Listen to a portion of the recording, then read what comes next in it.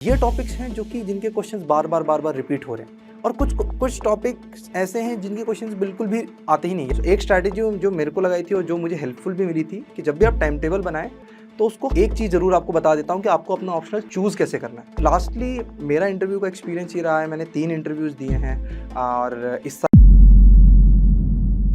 जिंदगी को देखें नए नज़रिए से। जुड़िए जोश स्पीकर के साथ कॉल पे। जब मेंस का एग्ज़ाम होने वाला था तो वो मेरे लिए 2019 में इतना ज़्यादा ओवरवेलमिंग हो गया था क्योंकि इतना सारा सिलेबस है, मैं कैसे पढ़ूँगा। 1 हफ़्ते के अंदर 3 दिन में मुझे 5 पेपर भी देने हैं, तो वो एकदम से वो बहुत ओवरवेलमिंग हो जाता है। मेंस अगेन मैं बोलूँगा सबसे डिफ़िकल्ट स्टेज है।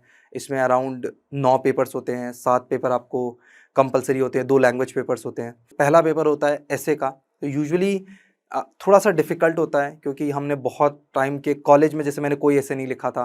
सो जब मैंने यूपीएससी के लिए एसे प्रिपरेशन करना स्टार्ट किया तो आफ्टर स्कूल में पहली बार एसे लिख रहा था। एसे को ट्रेडिशनली थोड़ा स्कोरिंग भी माना गया है, तो एसे में ज़्यादा मार्क्स लाना आसान है अगर आप प्रैक्टिस करेंगे एसे की।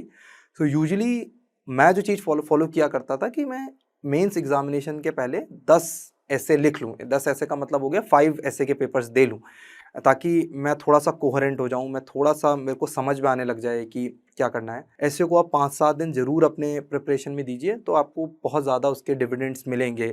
मैं भी मतलब बहुत राजस्थान के रूरल डिस्ट्रिक्ट्स में रहा हूँ, मेरी भी इंग्लिश कोई बहुत ज़्यादा अच्छी नहीं है, बट मेरे को ऐसे में कंसिस्टेंटली एवरेज और अबव एवरेज मार्क्स मिले हैं। सो इंग्लिश कभी रिक्वायरमेंट है नहीं यूपीएससी की। फिर आते हैं हम जीएस के सब्जेक्ट्स पे, तो फिर मैं जीएस में 3 सब्जेक्ट्स को साथ में डिस्कस करना चाहूँगा क्योंकि इनकी स्ट्रैटेजी मोर और लेस मेरे लिए सेम ही थी। तो जीएस 1, जीएस 2, जीएस 3, जैसे आपको पता ही होगा कि इसके वही 250 मार्क्स के इनके पेपर होते हैं, 20 क्वेश्चंस आते हैं। तो इसमें जो मैंने किया था वो मैंने जो लास्ट ईयर्स और इस ईयर में जो मैंने डिफरेंस किया था जिससे मेरी इतनी रैंक इंप्रूव हुई है, वो ये हुई है कि मैंने इस बार शॉर्ट नोट्स पे बहुत रिलाई किया था। लास्ट ईयर तक क्या था कि मेरे शॉर्ट नोट्स उतने प्रॉपर नहीं थे, बट इस साल मैंने खुद से इनिशिएटिव लेके खुद से शॉर्ट नोट्स कलेक्ट किए हैं अलग-अलग टॉपर्स के और उन पे मैंने बहुत ज़्यादा रिलाई किया। अगर आप शॉर्ट नोट्स नहीं बनाना चाहते, अगर आपको किसी टॉपर के शॉर्ट नोट्स पसंद हैं, प्रीवियस ईयर्स वाले हैं या इस साल वाले में से, तो आप उनके नोट्स भी रेफ़र कर सकते हैं। अगर आपके पास अच्छे शॉर्ट नोट्स हैं, सो आप उतने, इवन दो वो टाइम बहुत कम है, उसमें भी आप प्रॉपर्ली उस अपने इतने वास्ट सिलेबस को मैनेज कर सकते हैं। मैंने कनिष्क कटारिया सर हैं 2018 के टॉपर, उनके शॉर्ट नोट्स का रेफ़र किया। एक ऋषिकेश रेड्डी सर हैं 2019 के, आई थिंक, मैंने उनके शॉर्ट नोट्स का रेफ़र किया। तो फिर दूसरी जो चीज़ बहुत इंपॉर्टेंट आती है वो आती है मेंस में आंसर राइटिंग की। आंसर राइटिंग में अगेन वो वाली गलती मत करिएगा कि जो मैंने प्रीलिम्स के लिए बोला कि एक बार मैं पूरा सिलेबस कर लूँ और फिर आंसर लिखूँ। ये मैंने 2018 में किया था और आप बहुत लेट हो जाएँगे करने में।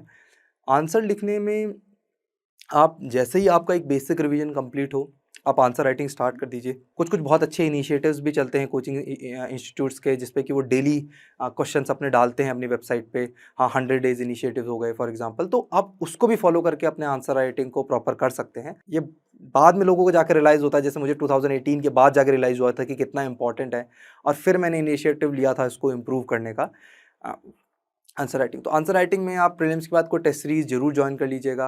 बहुत सारे डिफरेंट कोचिंग सेंटर्स की होती हैं, वो प्रॉपर्ली इवैल्यूएट करते हैं, उनके कमेंट्स को पढ़िएगा। 1 टू 1 अगर कोई सेशन मिल जाए किसी मेंटर से तो उसको लीजिएगा। उससे आपको ये पता पड़ेगा कि आप कहाँ गलती कर रहे हैं, कहाँ स्कोप फॉर इम्प्रूवमेंट है, क्या और चीज़ें लिखी जा सकती हैं। कुछ-कुछ ऐसे टॉपिक्स हैं जो कि इम्पॉर्टेंट होते हैं जीएस 1 टू 3 में, और कुछ-कुछ ऐसे टॉपिक्स हैं जो कि उतने इम्पॉर्टेंट नहीं होते हैं। जैसे मैंने प्रीलिम्स के लिए बताया, तो यहाँ भी ऐसा है। तो वो इम्पॉर्टेंट टॉपिक्स कुछ ही हैं, तो आप वो इंश्योर करिएगा कि आप उसको तो एटलीस्ट बहुत अच्छे से प्रिपेयर कर जाएँ।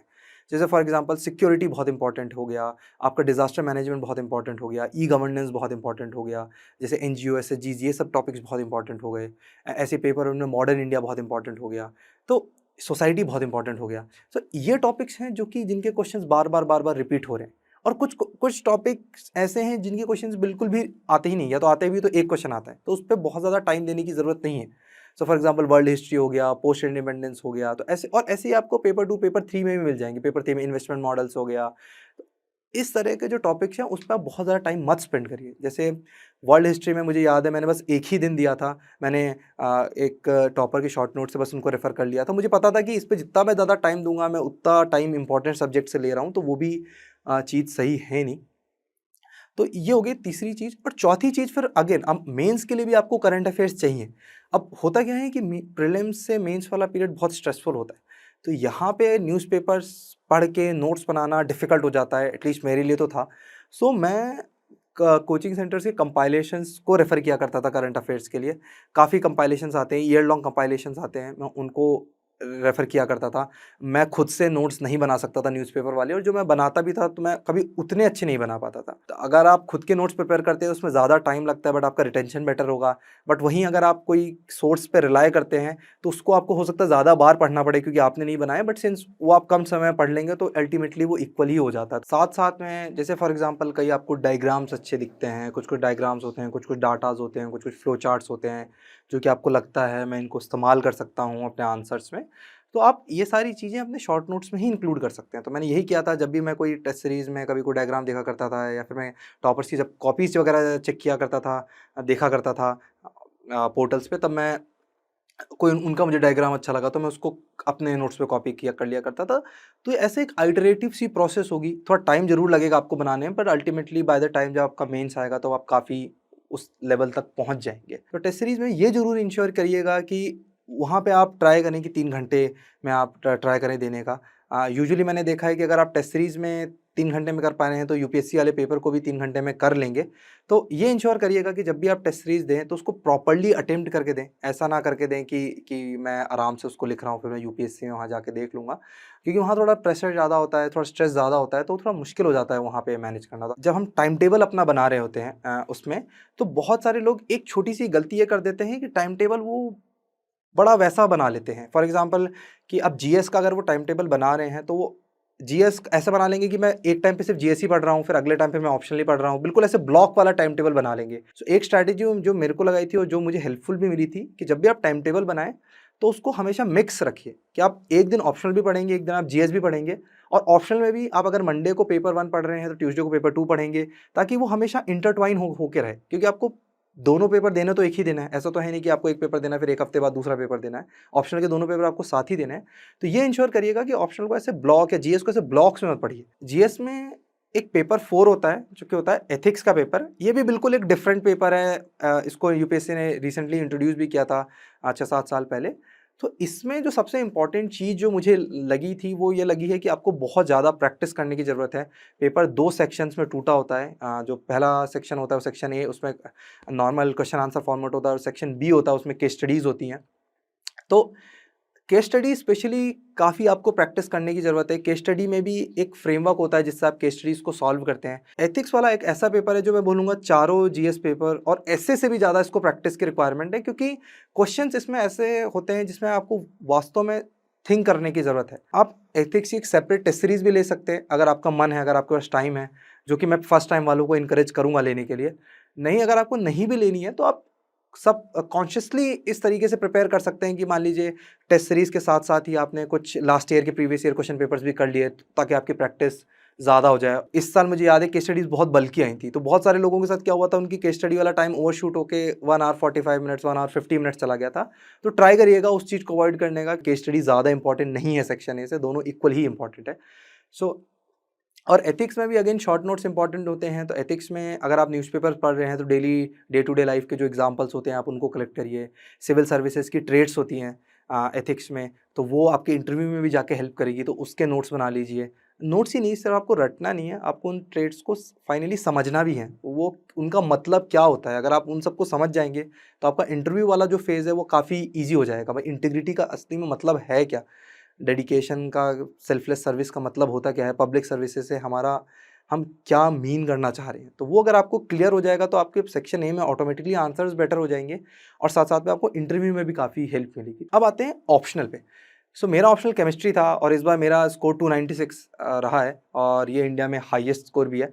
एक चीज़ ज़रूर आपको बता देता हूँ कि आपको अपना ऑप्शनल चूज़ कैसे करना है। तो आपको अपना ऑप्शनल चूज़ ऐसे करना है कि थोड़ी आपको एनालिसिस करने की अगेन ज़रूरत है। आपको आप हर किसी की थोड़ी प्रेफ़रेंसेस होती हैं, आपकी भी एक प्रेफ़रेंस होगी। आपको भी लगेगा कि यार ये ऑप्शनल मुझे लगता है अच्छा है। 3-4 ऑप्शंस को शॉर्टलिस्ट करिए। आप उनके सिलेबस को पढ़ के देखिए। यूपीएससी के प्रीवियस ईयर क्वेश्चन पेपर्स को एक बार खोल के देखिए कि आपको कुछ उसमें समझ में भी आ रहा है कि नहीं आ रहा। क्वेश्चंस कैसे हैं, आपको लग रहा है कि आप उनको अटेम्प्ट कर पाएँगे कि नहीं कर पाएँगे। कुछ ऐसे ऑप्शनल भी होते हैं जिसमें आपका बैकग्राउंड होगा। आपका मोटो ऑप्शनल पढ़ना नहीं है यहाँ पे।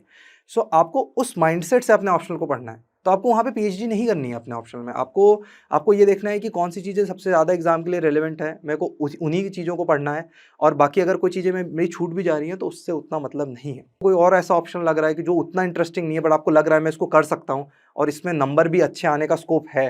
सो अगर मैं होता तो मैं उस ऑप्शनल के लिए वहाँ जाता। लास्टली फिर 1-2 पेपर और होते हैं यूपीएससी में जो लैंग्वेज पेपर्स होते हैं, जिनको बहुत ज़्यादा लोग उतना इम्पोर्टेंस नहीं देते हैं। बट मैं ये कहूँगा एक बार कि ऐसे भी केसेस हुए हैं ऑल्दो बहुत कम कि अ, आप लैंग्वेज पेपर में फ़ेल हो गए, तो वो वाली गलती मत करिएगा। फिर जो थर्ड स्टेज आती है जो कि इंटरव्यू वाली स्टेज होती है, तो यहाँ मुझे लगता है कि यहाँ उतनी ज़्यादा आपको रिक्वायरमेंट नहीं होती गाइडेंस की, क्योंकि आप पहले ही मैच्योर हो चुके हैं। आपको पता है कि चीज़ें किस तरह से चलती हैं, आपने पहले ही प्रीलिम्स क्वालीफाई कर लिया, मेंस क्वालीफाई कर लिया है।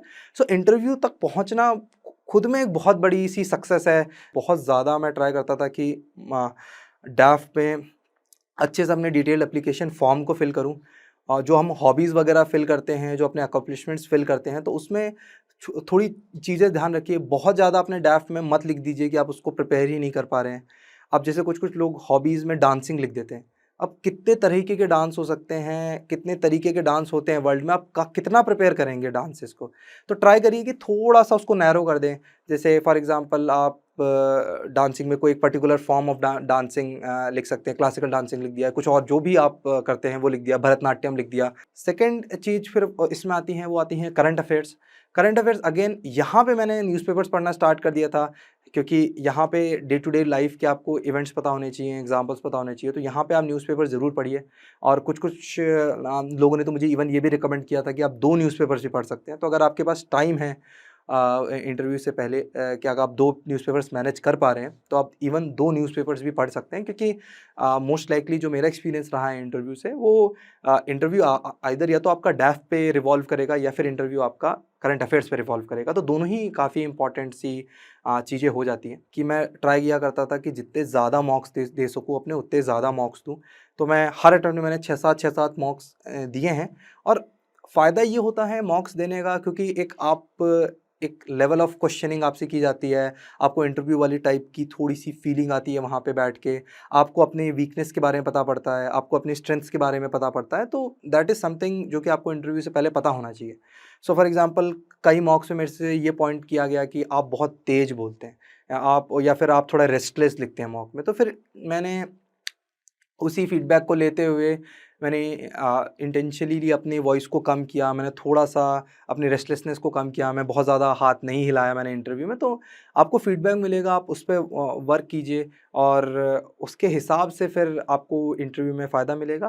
प्लस ज़्यादा मॉक देने से होता क्या है कि आपको एक न्यू लाइन ऑफ क्वेश्चनिंग भी मिल जाती है। I wish you all the best for your future. Thank you very much. Hello everyone, मैं दिव्यांश।